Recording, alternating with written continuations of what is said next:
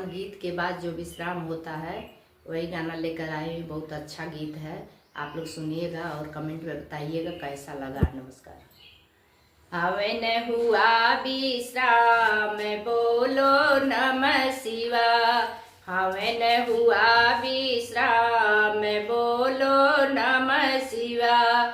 जहाँ के देवता वहाँ चली जई हो, जहाँ के देवता वहाँ चली जई हो।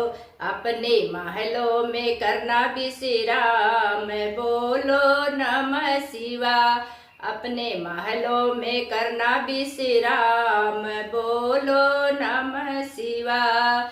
महावन हुआ विश्राम, बोलो नमः शिवाय।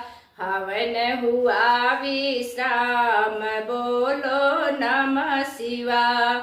देवी